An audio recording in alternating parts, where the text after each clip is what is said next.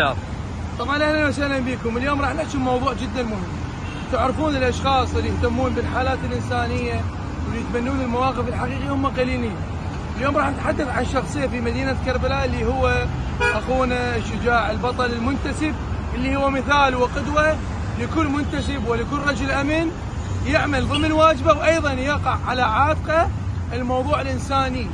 هذا الموضوع الانساني اللي متبناه اخونا علي الطيب.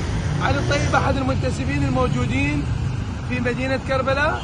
هذا الشخص متبني موضوع الايتام ودي يقدم لهم خدمه رغم الواجب اللي عليه، ولكن هاي الايتام والعمل الانساني يحتاج وقت.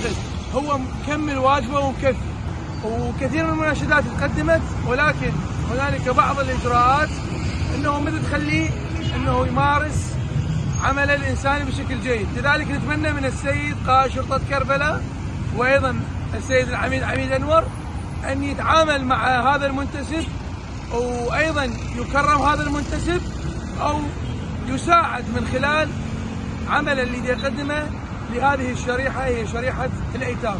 اتمنى انه هاي الرساله توصل لمعالي الوزير مره اخرى، وايضا للسيد قائد شرطه كربلاء وللسيد العميد. بالتالي علي الطيب علي كربلاء هو فخر لمدينه كربلاء وفخر للقوات الامنيه الموجوده. كل قواتنا الامنيه انه يمارسون دورهم، ولكن الاخ علي هو يعمل ضمن عمل انه انساني، وهذا العمل الانساني يجب ان يكافئ عليه على الاقل بكلمات طيبه وبالمساعده حتى يقدر يكمل.